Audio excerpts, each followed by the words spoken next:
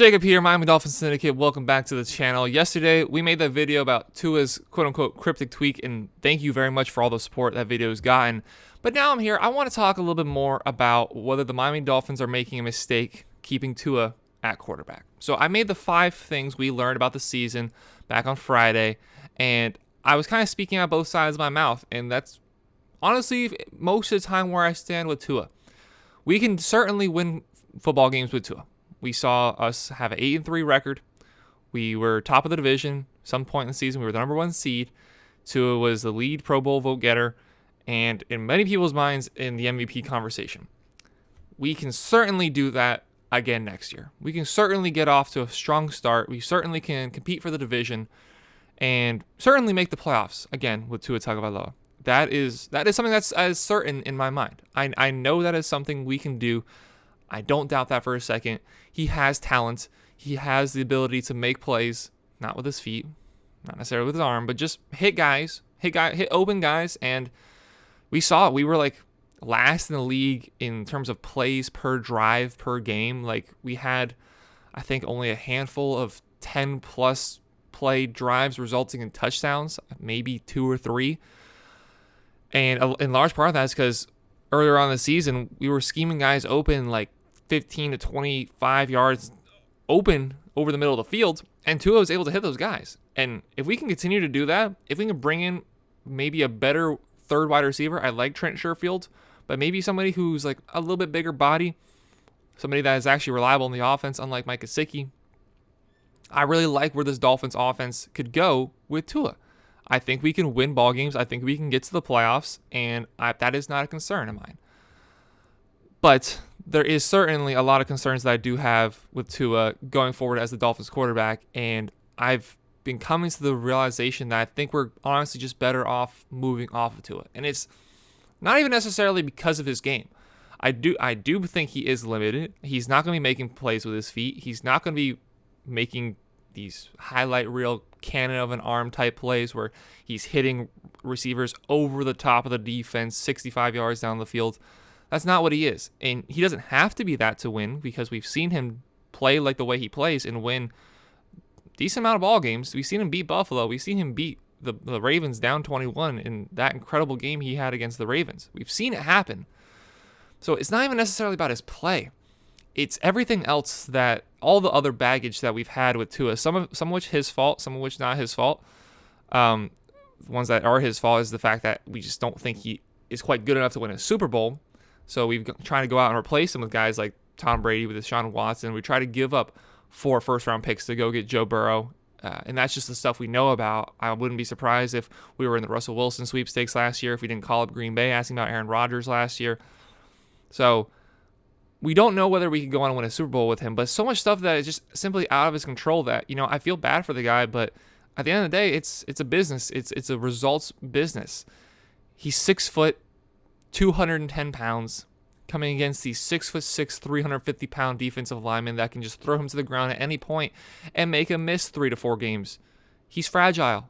It is who he is at this point. We were kind of in denial that he's an injury-prone player for a very long time, and that's just clearly what he is. He's clearly very susceptible to injuries, and there's no denying that. He's not getting bigger. He's not getting stronger. And when you look at the quarterbacks around the AFC, you have a lot of talent there. You're looking at Burrow, who just went toe-to-toe with Josh Allen, Patrick Mahomes, who's going to be going against Burrow next week, Justin Herbert, Trevor Lawrence now is looking like a stud. There's a lot of talent. Lamar Jackson, who knows what team he's going to be on, but as of now, he's on the Ravens, might go to the Jets even, which then you want to go against Josh Allen, Lamar Jackson, and we'll see what happens with the Patriots. They probably stick with Mac Jones, but we'll see. Do you really want to have the 3rd best quarterback in your division? I don't. We've tried to replace him now multiple times, obviously, and that's definitely got to add up on not only the player, but the organization, because we've tried to move on from him, and we've failed in doing so now multiple times. We tried to get Brady twice. We tried to get Burrow before we even brought him in. We tried to get Watson, and again, whatever else, we don't even know what other possibilities there are out there in terms of guys we've tried to get. But that's definitely got to add up on him as a player, for one, Does this team trust me? Does the organization trust me? Is my career hanging by a thread with every throw I make? And the organization, now that you've tried to move off him multiple times, you kind of feel obligated to make him succeed. You kind of feel, especially McDaniel coming in, and part of the selling pitch that he got to get the job was, I believe I can win with Tua. You kind of have to hold up your end of the bargain with that. And you do just feel bad for the kid. And I can tell Mike McDaniel genuinely cares about Tua as a man. Whether you believe conspiracy talk or not, if you don't, if you just take for face value, him missing the last few games of the season might have been because Mike McDaniel was being cautious for the guy, was not wanting to risk him going out there and potentially ruining his life by picking up another head injury. So the organization feels an obligation to try to win with him, try to support him. Tua feels the need to make a play on every single play, like his career hangs in the balance on every single play. And honestly, it might. That just might be the reality, that his career does hang in the balance every single play. So you have everybody walking on eggshells, crossing your fingers, hoping that the guy that you tanked for, that you didn't listen to Brian Flores to go get Herbert, you then fired Brian Flores because he couldn't make Tua work. You bring in this genius head coach to make him work. And then maybe Flores was right the whole time in the first place. There's just so many questions, so many agonizing facts about the situation that lead me to believe the Miami Dolphins are just better off moving on, going out and getting another quarterback. Obviously, Brady and Rodgers, the success they've had in their careers, having them for like 1, 2, maybe 3 years, that would be great. I would definitely take that, no question. But I'd even probably move off of Tua for guys like Derek Carr. You can have your opinion on whether Tua actually is better than Derek Carr, who of the two is better. And if you argue one way or another, I'm not going to argue it too much. I do believe that Derek Carr is a little bit better than Tua. I believe he's, if nothing else, more reliable than Tua. He's somebody at the podium who's been incredible. He's been a leader. He's carried a Raiders program last year who had all that turmoil and took him to the playoffs. That's a guy who I think can really just step in and just ease the anxiety out of the organization, because this team's walking on eggshells. With as long as Tua is going to be quarterback, everybody's anxious. Everybody's hoping he does good. Everybody's wondering, is he good? He's wondering himself, am I that good? He talked about how he would look himself in the mirror, like, am I trash? Am I actually just not good at football? If he's doing that, if the team's doing that, if everybody up from ownership, Steve Ross, down to the man himself, and everybody in between is anxious, walking on eggshells, the players on the field, I'm sure, feel it. What are we doing? Why are we forcing this to make this work? He doesn't have the arm like Josh Allen, doesn't have the mobility like Lamar Jackson, or anywhere near with either of those two guys. His incredible trait is accuracy, which, if we're being honest, kind of is the bare minimum. He does it at an elite level. I'll give him that. He doesn't turn the ball over a lot typically. I'll give him that.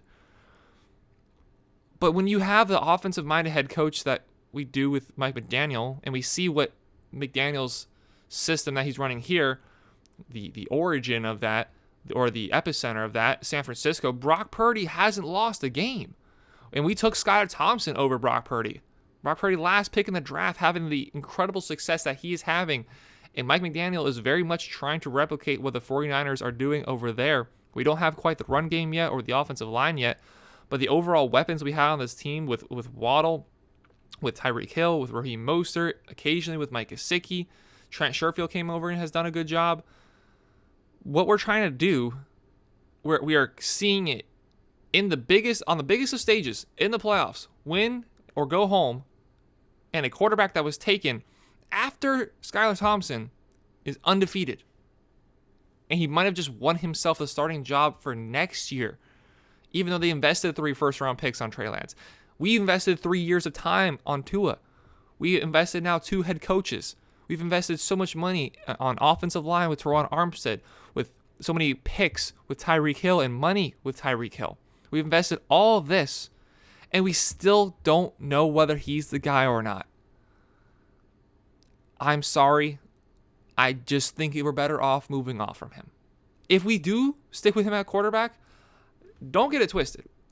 I will wear my Tua jersey, one of my Tua jerseys I have over there in that closet. I will wear one of them to game day with my season tickets, and I will root for him. I will hope the best for him. I will want the Miami Dolphins to win ball games. I'm not going to be one of those fans that sits here and hopes we lose, so my point is right. I don't want that. I want the Dolphins to win over everything. I don't want to be right. I hope if we stick with Tua, I honestly hope I'm wrong and that Tua ends up being the guy and takes us to a Super Bowl. I hope that more than anything. But I don't think that's the case. I don't know if we can win a Super Bowl with Tua. I do know that Tua brings so much anxiety to the team on mostly things that he cannot control. And when you have a talented roster with the Miami Dolphins that we have, a roster that healthy enough, because fully healthy is never a realistic possibility, a healthy enough Miami Dolphins roster with a good enough quarterback, a quarterback that there's no anxiety around, that can hit big throws, that can lead us. With that, if we had that at quarterback, somebody we're confident in, somebody that can go out there and make plays, a quarterback that I know could win us a Super Bowl. So that begs the question, why do you stick with Tua?